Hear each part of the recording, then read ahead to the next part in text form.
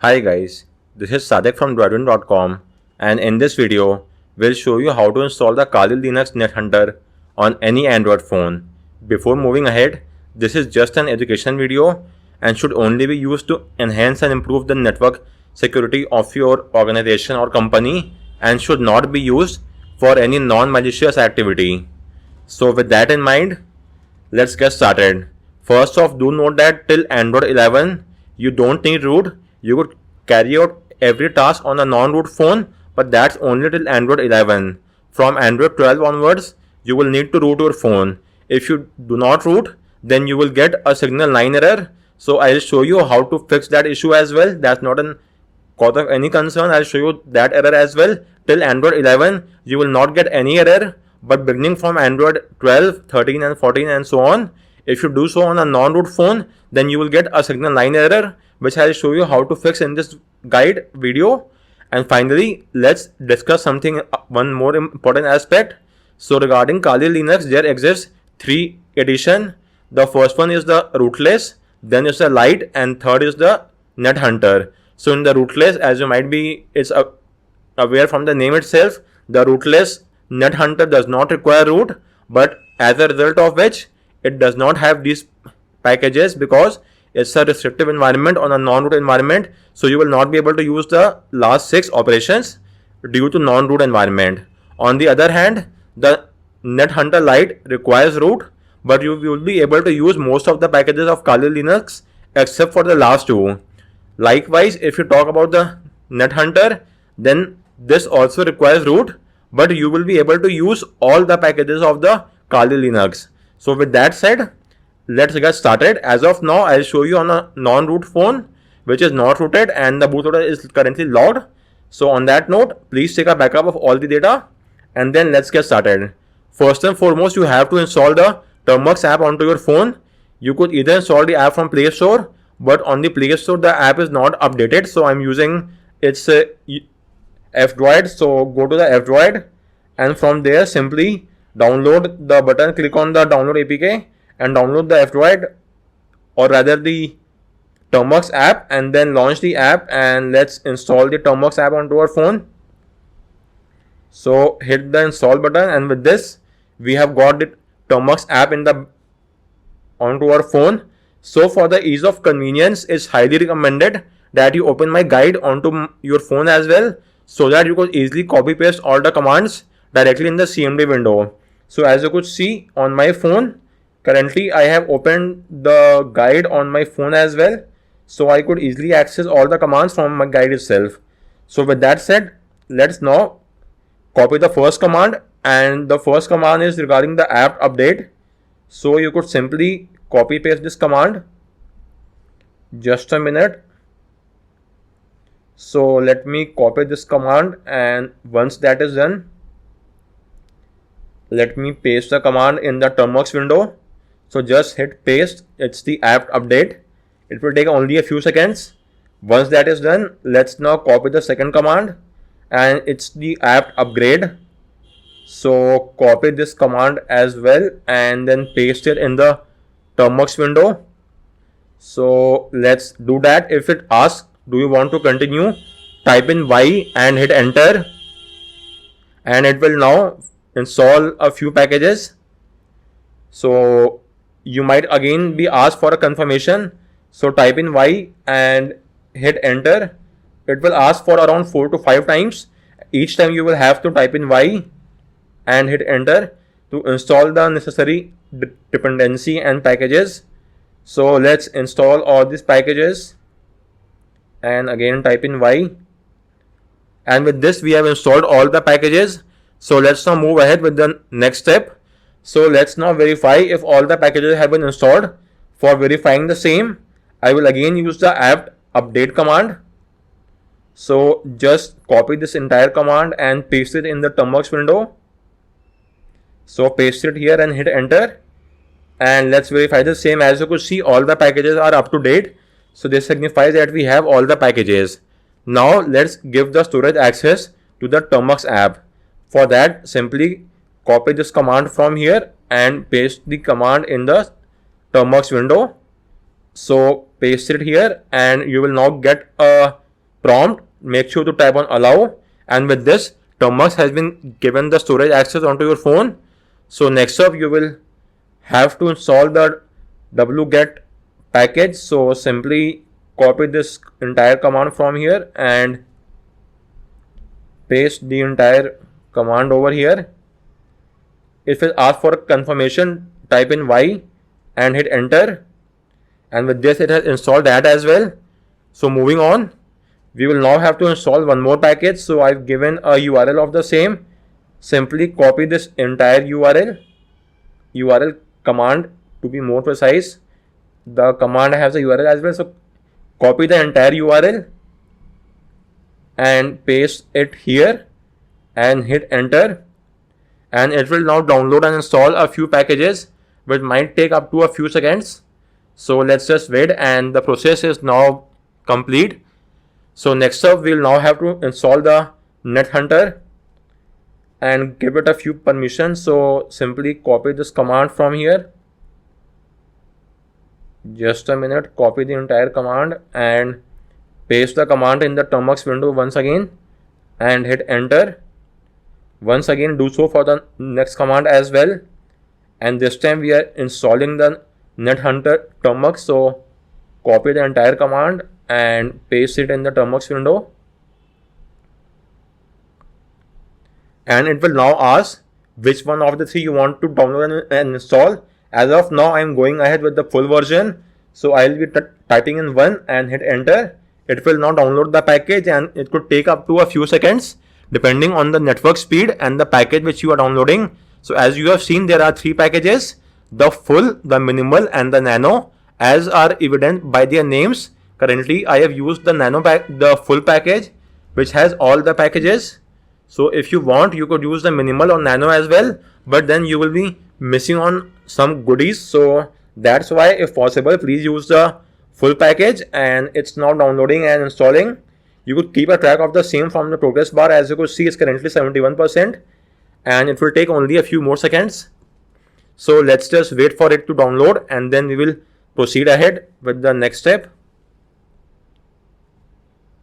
So the downloading is now complete. It will now verify the integrity of rootfs file, and now it will extract the rootfs, and this is the step which takes the maximum amount of time. It could take up to 6 to 7 minutes.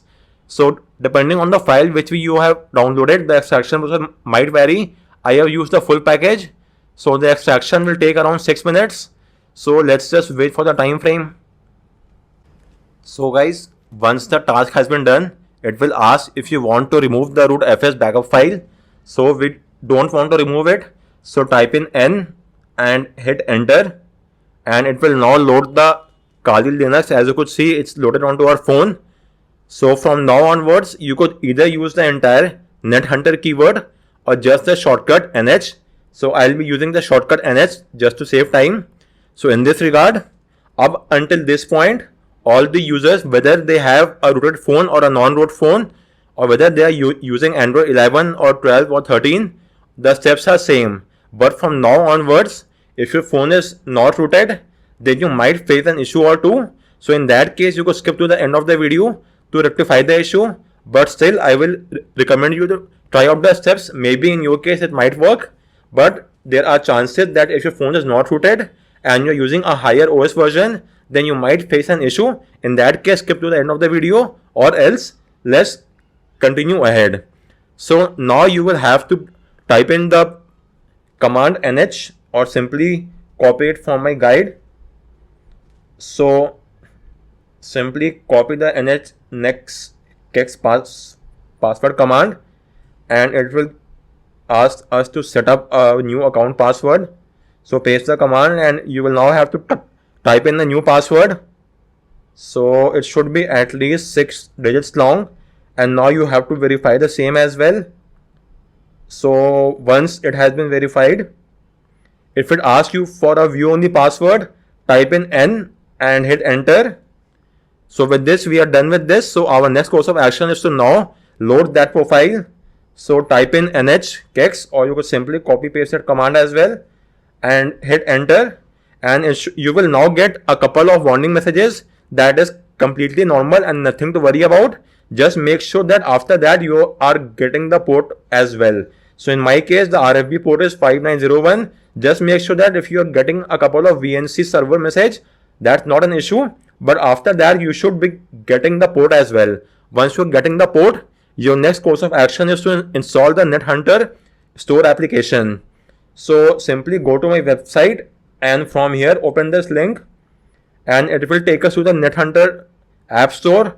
Tap on download store app, then tap on OK and it should now download the app.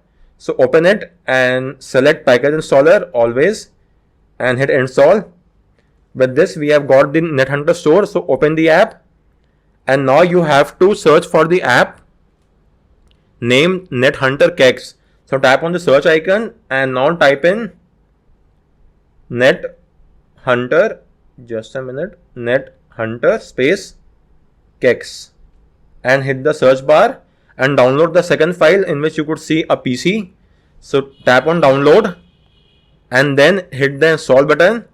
You will now have to go to settings and enable installation from unknown sources.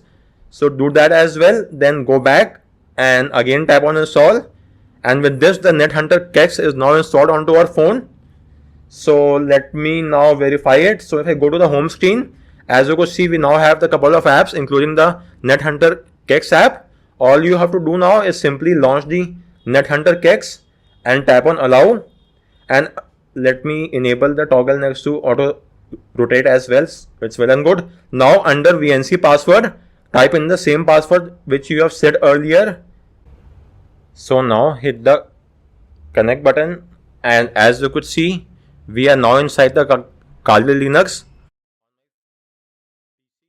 The screen that you are currently seeing corresponds to the screen of my phone.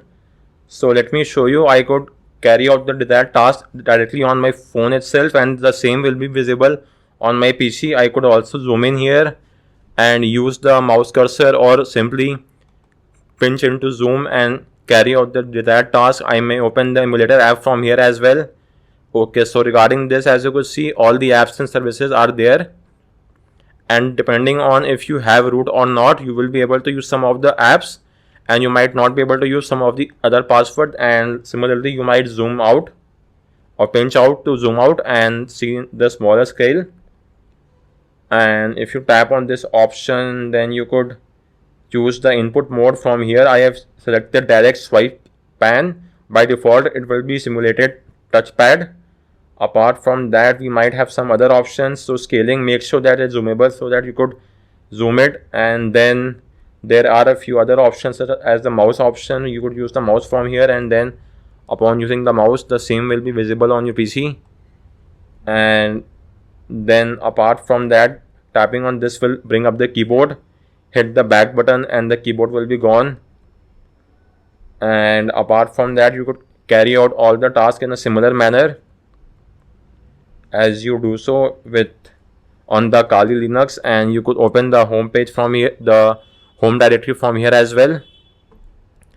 And as you could see, it has all the options from here and you could use the network or the local IP 127.0.0.1 or you could also use a public IP assigned to it. You could ping and check out the network and carry out all the above tasks, and these are the services as you could verify from here.